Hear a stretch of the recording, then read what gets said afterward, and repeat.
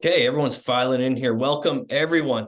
Apologies about the 2-minute delay there. We are good to go. Welcome, guys. I am happy to be here today alongside business partner Courtney Atkinson. Welcome, Court. Thanks for coming. Appreciate your time as always. Sorry for being 2 minutes late, guys. All good, all good. We are here to talk about something that I get fired up about, whether it's live trainings or if I'm just day to day working in my own real estate transaction business or helping agents scale their own business. And this might sound overly simple, but it's crazy how many agents they'll get a lead, Court, and then they're like, "What do I say? What what do I say to take that lead down the journey of buying or selling real estate?" And I would say other than being personable and being a good human being, I would say it is the most important skill to develop as an agent. In my opinion, not only from doing deals, but just from seeing what agents struggle with on a day-to-day basis, it is a skill set that we need to put time in and to get better at over years. It takes a long time. It's funny, man, that I think people get in their head about what it's like to be a realtor. They're like, listen, I got a realtor right now, and so I'm going to sound totally different than what I would normally sound like. And the truth is, friends, you got to find a way, have a pathway to work within so that you can be yourself. And what I like to say is that, listen, nobody wants to sound scripted, okay? But if we practice our scripts so frequently that they're ingrained deeply in our subconscious, we can spend our conscious energy thinking about the client, what they need, where should we be going with them, what questions should we be asking, where are they in their journey, how can I be of service, so that I'm not stumbling and fumbling over my words. And the only way to do that, guys, is to practice this stuff. And I mean like practice, practice, practice. And listen, better to be practicing on your friends, your colleagues, and your cat than it is on someone who's going to choose not to do business with you because your scripting just wasn't so good. So we're going to be talking about the language to use, the processes that you can use, and the things that you can be thinking about in order to put this into your subconscious mind and spend your conscious energy focusing on the person in front of you. Mm-hmm. Love that. And I call it a craft because it's something that no matter how long you've been in this business for, there are new objections that we will hear depending on what market you're in, right? Whether interest rates are up or down. And I believe it to be true that within these conversations that you have with leads, there will be tipping points to where if you handle it properly, that means a paycheck will be coming to you. And if you don't, that conversation ends and that opportunity that maybe you worked so hard for, or maybe you paid money for that opportunity, it is then gone. So I do think it's incredibly important. And we'll cover off some frameworks here in this next 45 minutes that you guys can deploy in your own business, some scripting, some opening statements, and kind of some theories to where we want these conversations to go. But like I said, guys, it is a craft and it does take time to master these skills. I'm going to give a couple of examples here, friends, of what we're talking about. So if you don't already belong to the Real Estate Growth Community Facebook group, go sign up, okay? That's going to give you access to some of the trainings that Ryan and I do on an every week basis, Tuesdays and Thursdays. And sometimes what I'll do with them when I'm with the coaching client is I'll say, hey, listen, just send me your login information and let me just dial into your CRM. And I want to tell you something that I consistently find, okay, particularly with those that have recorded phone calls.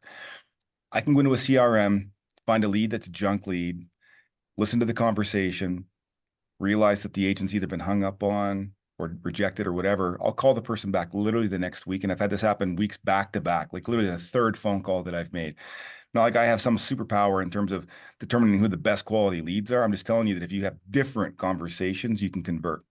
In both of these situations, back-to-back weeks, the 2 weeks that I did this is only going back a few months, I turned out appointments worth millions of dollars, turned nobody, junk leads into a seller and a buyer. Did that twice, actually, 2 weeks in a row. I just want you to know that there's gold in them, their CRMs. And the only way to know how much gold there is if your scripts and your conversations are super high quality, because every lead is garbage to the person that doesn't know what to say. And that's why we're here. Mm-hmm. Love that. Well, let's get into it, Court. There was kind of three different variations of leads that I wanted to ask you about today.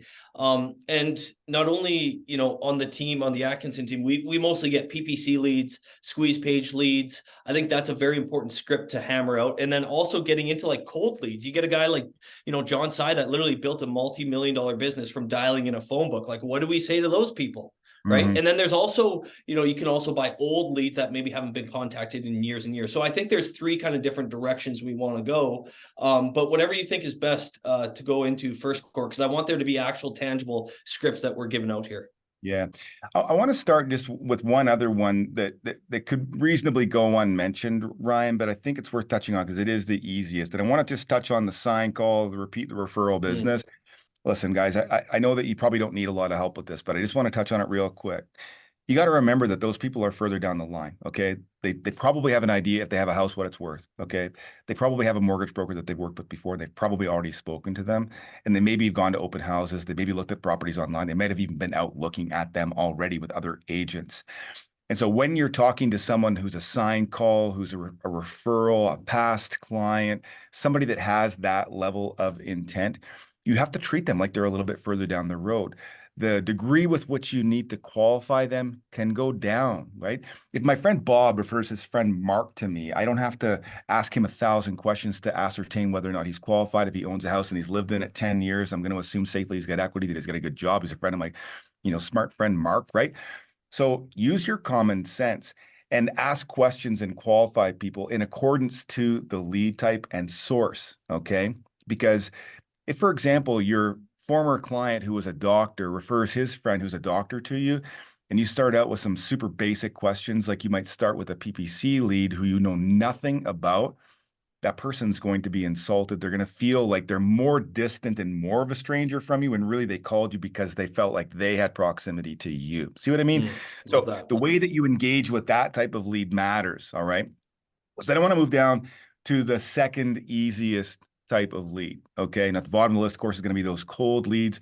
And Ryan, you were talking briefly just about some PPC leads. So I'd like to slide into those ones and just ask ourselves for a moment to consider where these leads come from. Okay.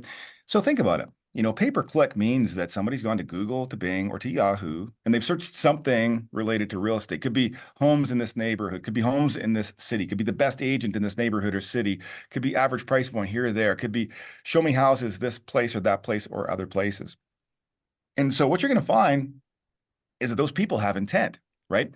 They specifically went to the internet, they specifically went to a search engine, and they looked for something related to homes. Okay, that's the only way that our ads are going to pop up in front of them. Okay, if they were looking for turkey basters, they'd have ads for turkey basters. If they were looking for, homes in the Dominican Republic, they'd find homes in the Dominican Republic. But they're looking for properties in your market, and if you're running PPC ads, they're now landing on your site. Now, you've also got to think of this next step.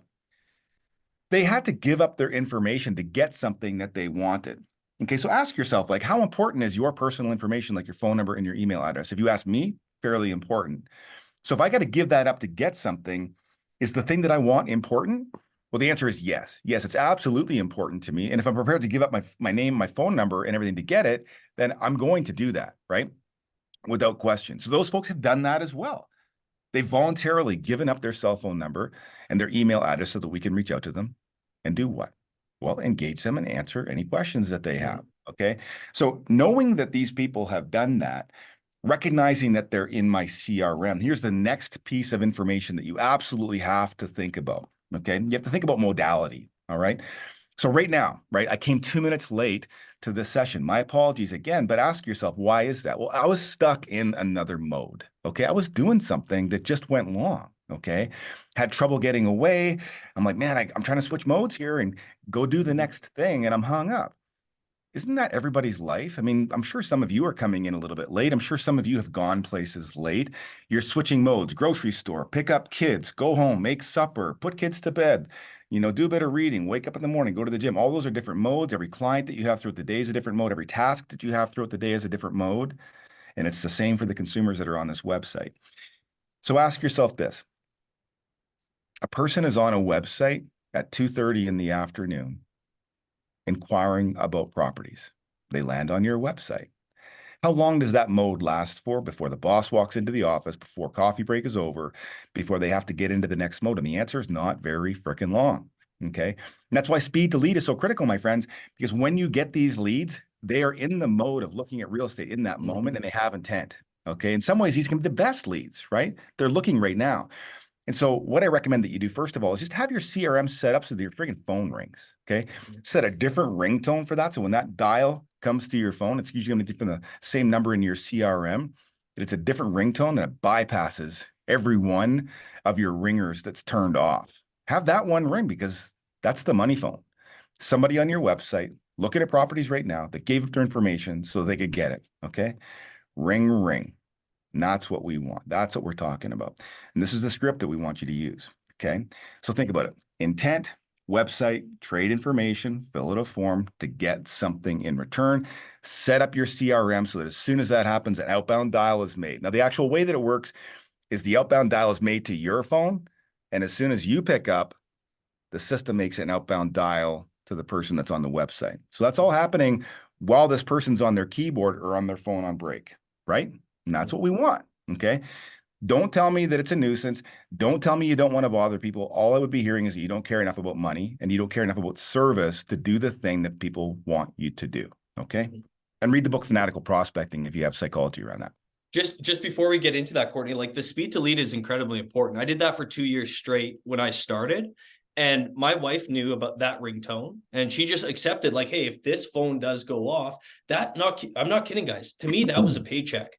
I just had to pick up that phone. And yeah, people were either shocked or they're like, oh, you called right away? Yes, because I know as a consumer, for example, if I go in to buy a suit jacket, I'm only in the mode of buying a suit jacket for so long. And if I don't buy that thing, then it's probably not even going to enter my mind for a long time. So depending on how my emotions are in that time, I'm either going to make a decision or not. So like speed to lead is the most, if agents just did that, Courtney, their conversion would go through the roof.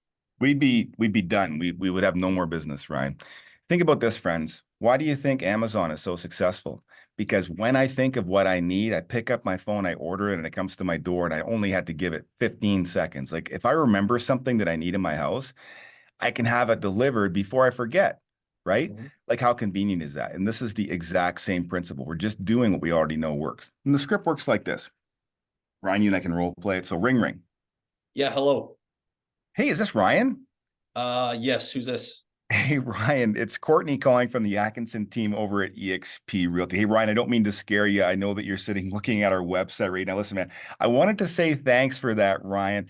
Tell me this. Let me ask you, when are you thinking about making your move, Ryan? Oh yeah. It just website made me sign up for it. I was just looking at some homes. Yeah, no worries, Ryan. You know what? And that's exactly what that website's for. Loads of properties on there. In fact, every single property that's for sale in our market and all across Alberta is there. So I'm glad that you're enjoying it, glad that you're using it. Let me ask you, Ryan. So when are you thinking about making your move? Is it sometime this year, next year, maybe never? What are you thinking about? Should we cut it there and Sure. then kind of unpack that? That was good. Yeah. Yeah. Yeah. Let's do it. So a few things like in my mind anyways, and this is exactly how we make PPC dials every single day, is like you're acknowledging like, hey, I know I'm kind of interrupting you here. When are you thinking about making a move? And talk to us, Courtney, on why getting to timeline is so important and why you finish with that question in that Yeah. opening statement. There's so much evidence and research on this, Ryan, that it's not even worth saying anything else, my friends. Listen, putting someone in their brain on a timeline reduces your objections by like 70%. When they're thinking about time, they're thinking less about who the hell is this person? Why are they calling me? What am I doing here? How did he get my number? All this stuff. Time is a different part of our brain. Okay. So when we ask that question, we're lowering the rate of objection and we're putting them on a time horizon and we're increasing the likelihood that we're going to get the actual answer we're looking for. Sometimes we do get the objection, but it's more soft. And then you notice what I did. I just went back and said, great. I'm glad that you're enjoying the website. That's exactly what it's for. People enjoy looking for properties all across Alberta. So tell me, when's your plan to move? And I gave him a couple suggestions. I just doubled back on the exact same question. Yeah.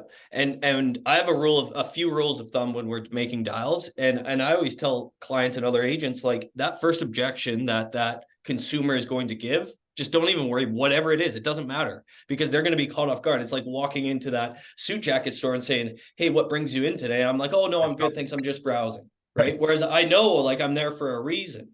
So it's the same thing when we're making these dials too. Whatever that consumer says at the first, I really don't really care because I know I'm going to have to ask about timeline again.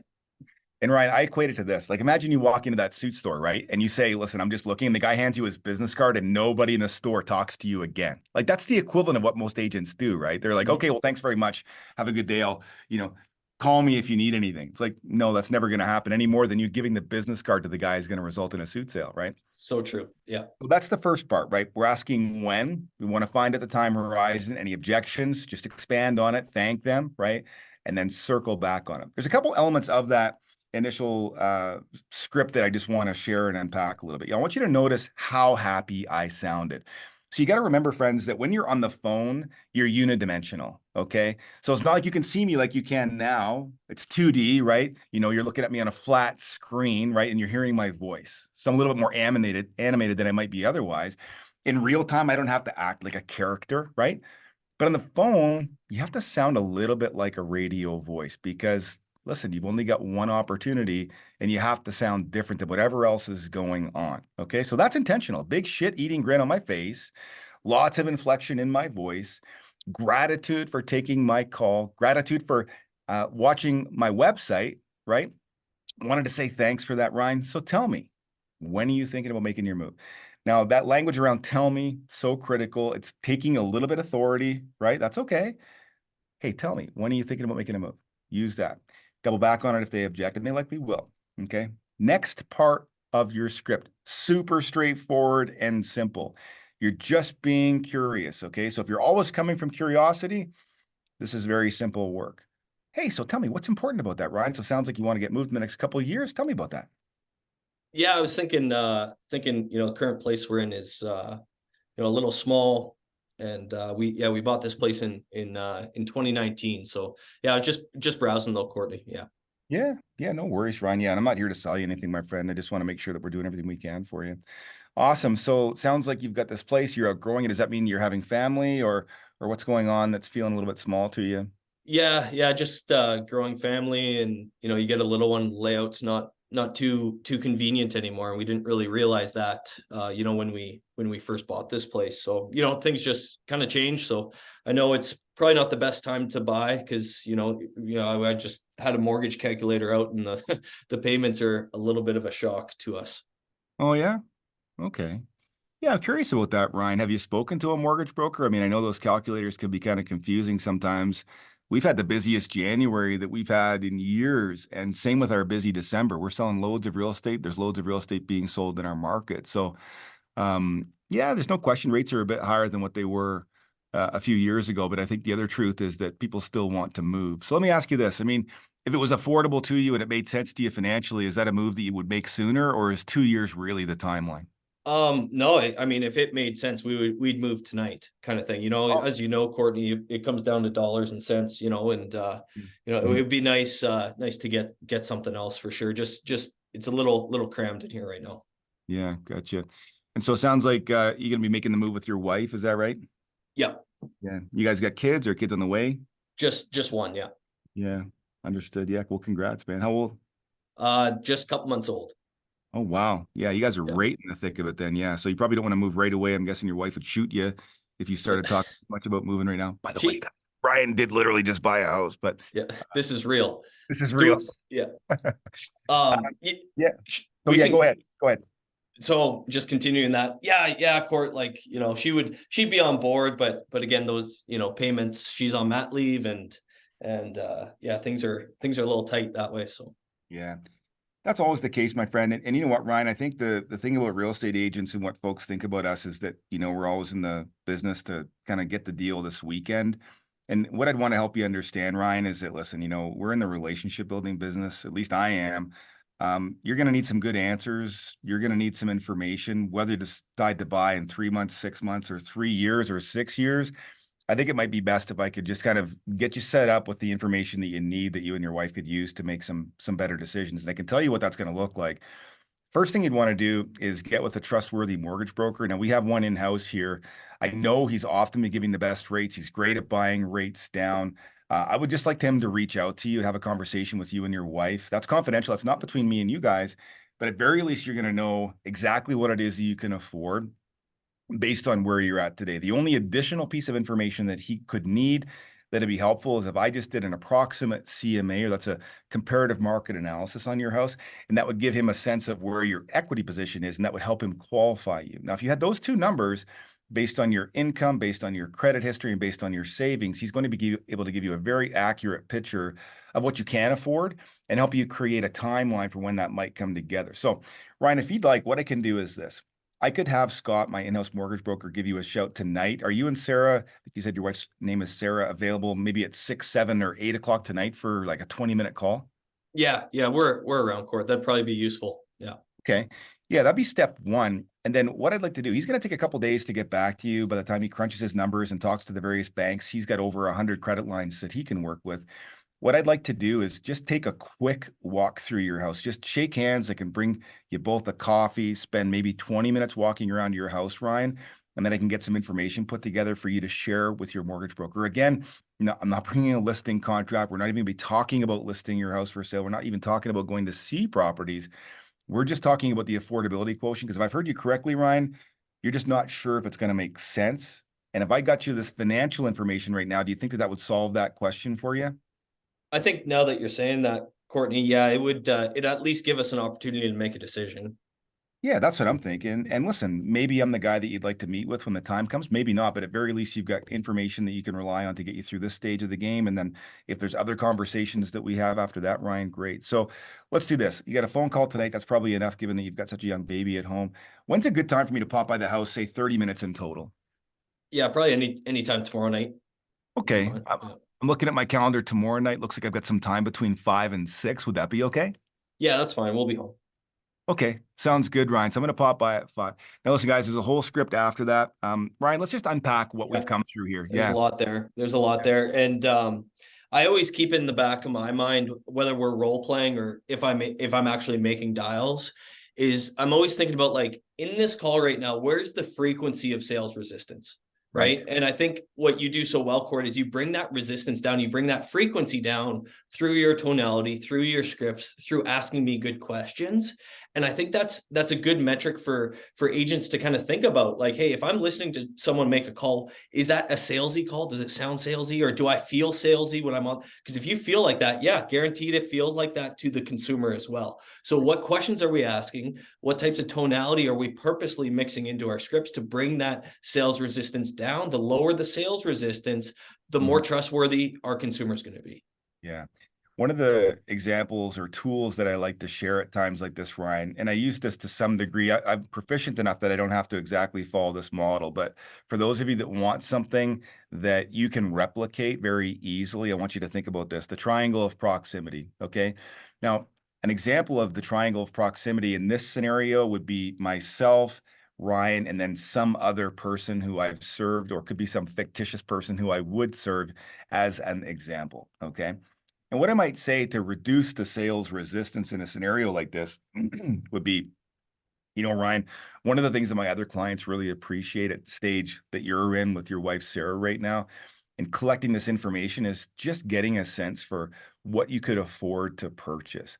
Now, a couple elements of that my other clients like to have so that they can have qualified conversations with their mortgage broker is a quick evaluation on their home, the rest of the information that you're going to get. And with that, what we can do for those people and what we can do for you and your wife, Sarah, is get the answers that you need just to make sure that you're making a good decision to either wait 2 years or to get after it right away. And then bingo, does that sound like something that would be of value to you? So that triangle of proximity, hey, Ryan, here's something that I've done for these people. They've appreciated it because of A, B, and C. Now tell me this, does that make sense for you? Right? Guys, if you can remember that framework, you're going to be a superstar in this business. Okay. Because people don't like it so much just being grilled and hammered with questions. It's so much more palatable to understand why this is of value from the circumstance of another person who you've done it for. And from that standpoint, hey, listen, that person appreciated it and you're doing it for me. Do I want it? Yes, I do. Love that. Love that. And I wonder if this is a good time to kind of shift gears to a colder lead too, because I know that triangle reciprocity is a huge part in, really, if you needed a dial out of a phone book, in my opinion. Like, you can use this framework basically, whether you're door knocking, whether you're, knocking doors for a seller that you're just following through a commitment that you made to. Maybe speak to that, Courtney, because I think that's a good time to shift, actually. Yeah, sure thing. And then we're going to wind this up, guys, with Ryan's got a great follow-up strategy using some video and some tools that he's going to Mhm. talk to you briefly about. So we'll wind that up, and you can use this literally at the end of every single appointment setting process, no matter the lead type. This thing that he's going to tell you about in a few moments should be done consistently in your business. It'll increase your show up rate to these appointments. It'll decrease your cancellation rate, and your impressions that you'll make with people are going to be through the roof. That decreases your resistance to commission conversations and increases your closing rate. So I'll leave that for Ryan to wind up with. But getting back to your point, Ryan, for sure, when we're talking about cold leads, now listen, guys, I know that you might be looking at me like, well, he's a 48-year-old dude. Of course he likes this strategy. And I'm just going to tell you this, guys. I like a strategy that makes me money predictably every time. Okay. And I like arenas of competition that are lean. Okay. Here's what I mean. If there's bloody water, I don't want to swim in it. Okay. And here's what I'm saying. If there's bloody water, that's high competition area. It's just everybody's in it fighting, there's blood in the water. It's super tough to win. Okay. Bloody waters for me are YouTube, Facebook, trying to perfect all that stuff and get it right, get your Instagram better than anybody else's. I'm not a photographer, I'm not a videographer, I'm just a guy that has some tools. Am I saying don't do those things? No, I'm just saying don't try to be the unicorn that builds their business on one of those silos. Can it be done? Yes. Have people done it? Yes. Can the masses do it? No. And what I'm talking about here is a strategy that literally anybody with a cell phone, a computer, and a car can do. Okay. You don't need to be a rocket science. You just need to do the work. Okay. And you can literally do it today. Go into the white pages, go into telelisting, whatever tool you want to use to get access to this raw data. Go ahead and do it. We love telelisting because it's provided by our brokerage. So if you want to have a conversation about EXP, of course, we can do that. You get all of our coaching for free, both Ryan and I and Melanie, if you're in our network at EXP. If you're a paid coaching client, you get all this stuff for free too, because you're paying your bill every month. So thank you to you folks that are doing that. The thing that you got to remember, guys, is that people don't like to talk to salespeople. So don't sound like a salesperson. It's real simple. Okay. You've heard me talk about the book Fanatical Prospecting. If you haven't read it, you have to read it. You need to read it before you make these cold calls. Otherwise, the sales resistance is going to get to your head and you're going to stop. I can promise you that. So remember this. Remember what we talked about modality. Remember the fact that you're never going to call somebody at the right time, okay? Especially when you're cold calling, you don't know what they're doing. At least with a PPC lead and your phone rings right away, you know that they're probably still at the computer. With a cold lead, you have no idea, okay? They could be picking up their phone, while they're cooking supper. Who knows? All we know is that it's a landline, right? All we know is that they haven't registered for DNC yet, okay? So that's good. So go to telelisting, go ahead and click that DNC button. So it's just going to show me the numbers of folks that I can call. Now, what I would like to do, and what I encourage you to do, is to use the heat map in your MLS system. Just go in and search in your average price point, go pull up all the solds from the last 30, 60, 90 days, whatever it is. You go to the map function and see where the densest clusters of circles are, okay? And what I want you to do, look at that neighborhood, whatever it is, call it Ermindale, okay? Well, now go over to your telelisting and search for Ermindale. Put a 1 mile radius around that. Start hammering that neighborhood. Why? Because I already know, guys, that past successes will predict future successes. If there's a ton of properties that have sold there in the last 30, 60, 90 days, what do you think I know about the next 30, 60, 90 days? Same thing. Yeah, we Like love averages, right? yeah, Average price point, average house, average is perfect. it never ceases to blow my mind, Ryan, why people want to dedicate themselves to like these luxury properties when there's like 5 of them selling a year. Mhm. Like, I want to be a luxury agent. I want to sell $1 million properties. Like, yeah, guys, me too. Okay. Been doing this 15 years. Okay. I've listed one property at $3.5 million, and it was like the most expensive listing ever in this market. Didn't sell it, by the way. You know what our average price point is? Same as the market. Why? Because that's what sells and that's what pays. Listen, so much easier to sell $350,000 houses than it is to go out and find a $700,000 listing and sell it, because there's a fraction of those out there as there are these other ones. So give me the average, man. I got a system for that. I can predict my success with that. So here's the script. And you can do this so many different ways. You can do it around an open house. You can do it around a buyer. You can do it around a seller. You can do it around a FISBO. You can modify this script for any one of your needs. Ryan, why don't you pick one right now and I'll just go off the top of my head. Let's go that you have a buyer for that area. I Okay, like that. let's make it even more complicated, guys. I don't have a buyer. Okay, I'm a brand new agent, but I just watched this training. I don't have a buyer, but here's the script that you should use. Okay, now you're gonna have to get over your conscience a little bit, and I'll tell you why in a second. So ring ring. Yeah, hi.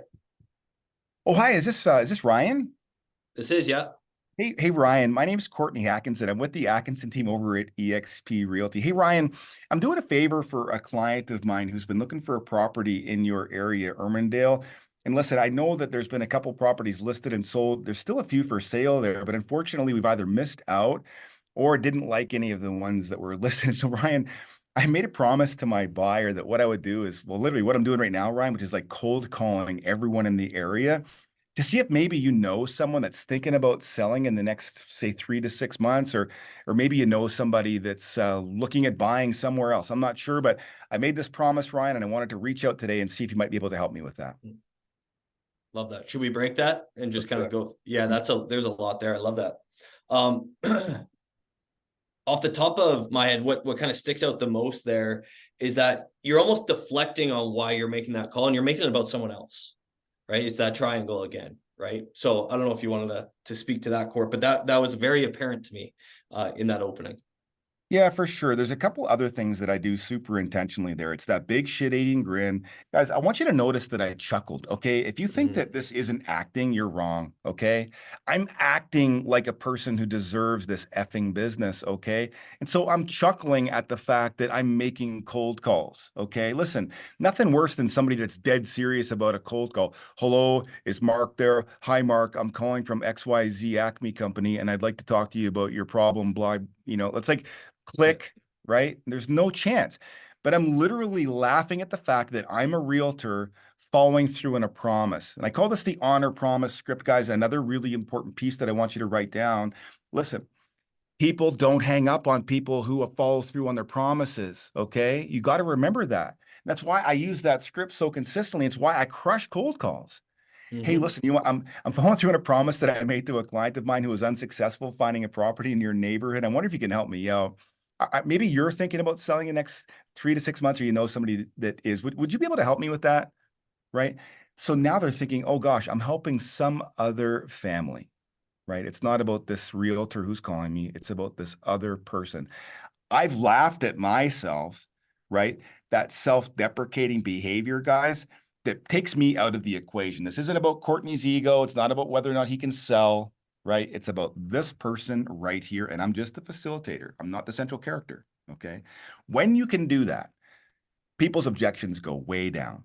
And here's the thing that you'll find, my friends, when you get successful with this script and do it exactly the way that I've said. Oh, that's awesome. Tell me this, I noticed property 123 sold. What did it sell for? Yeah. Okay. Yeah. Cool. Tell me, are you curious because you're curious about your home's value? The answer is yes, by the way. Right. Like it happens all the time, right? Yep. Yeah. Yeah. And let's face it, like every homeowner does have a magic number. Like every homeowner would be out of their house tonight for a certain price. So like that's where agents may be scared to have these dials where they're cold leads. But in my opinion, as long as they're homeowners, there's some intent there. It's not zero. It isn't. That's true. And if you make it about someone else, right? You're chuckling purposely, you're kind of making fun of yourself. You're Mhm. basically just bringing down that sales resistance to where at least you're going to have a conversation with another human being, and you guys would be shocked at where those conversations actually lead. Maybe they don't need to sell, but you can also offer them a referral if they want to connect you to anyone that is in fact in the market. Like there's a lot of directions to go, but you don't get those rewards unless you have a good opening script, because if you get that part wrong, it's not even worth talking about the other 100 things, right? Right. Yeah, so important. And so we're talking lots about the opening scripts here. And yes, there's best practices for the rest of the conversations. We don't have enough time here to go into each of those, but I want you to write this down. Okay, guys. no matter what script you're in, whether we're talking about an open house, whether we're talking about a referral, a PPC lead, a cold lead, it doesn't matter. Use this framework. Okay. I've already shared a couple with you. It's that triangle of proximity with you, the person you're speaking to, and the example of somebody else who's appreciated that service, a couple details about it, and then asking them the closing question, does that sound like it would be of value to you? Okay. Mhm. That's piece one, guys. Another piece that you've got to remember is, listen, it's unlikely that you're going to get a deal off of this first phone call. So just cool your jets, okay? Ask yourself this question. What's the 100th step in this process? Well, the 100th step in this process is a for sale sign or a sold sign in somebody's lawn, okay? So am I trying to get to step 50 in the first phone call? Am I trying to get to step 75? Or am I trying to get to step 2, 3, possibly 4, right? And if I get to step 4, will I be able to take steps 5, 6, 7, 8, 9, and 10 maybe? Yeah, for sure. And then if I get to 10, can I take steps, 10 through 25 potentially, right? Mhm. So ask yourself, what's a reasonable incremental step to take with a person who has just picked up their phone? And in the example that I gave to you, my getting to have a mortgage broker call him and simultaneously setting up a quick CMA at his house is a lot. Like if you can do that Yes. from one phone call, whew, man, you've really mastered it. Oftentimes what we'll do is just try to get the CMA set, or not the CMA, rather the mortgage broker phone call put in. And then I'll send them a nice video after. Ryan's going to talk to you about that in a sec. And then I'll set a follow-up time with them to call back and see how that went. And then I'll take the next step with them. So I just wanted to lay that framework out that it's important to remember that we can't cover too many bases at once, right? And we have to use that triangle of proximity. The next thing that I want you to be mindful of, guys, is the questions that you're using, the open-ended questions that I want you leading with. Who, what, when, where, how, often pre-framed by tell me more about and help me understand, okay? Now, those are authority-taking questions that allow you to come from curiosity with authority. So tell me, Ryan, how long have you been thinking about doing this? Tell me, Ryan, when do you hope to accomplish this? Tell me, Ryan, who else is involved in this? Tell me, Ryan, what's going on that might impact this in the timeline that you've discussed? Like, tell me more about, help me understand until you have perfect clarity on where they're at. And guys, when you ask questions like that, you sound intelligent, you sound concerned, you sound invested, you sound interested, and you sound capable of helping them build a roadmap for success. And all you have to do is facilitate the next couple steps for them. Make it easy, use that triangle, set the appointment, get the affirmation, boom, away you go. Yeah, pre-framing those questions are incredibly important. Instead of just shooting the question out of your mouth, tell me more about blank, right? Or one that I love to use, this is more useful in person when you're a little bit awkward at like, hey, how do I get this going? I'll say, guys, bring me up to speed, right? Or, hey, I'm curious about blank. Like the preface to these questions or the preface to the things that you say to your, either it's a lead or a client, kind of just cracks it open for them to actually respond to you instead of just point blank asking a question, especially a yes or no question, then you're done.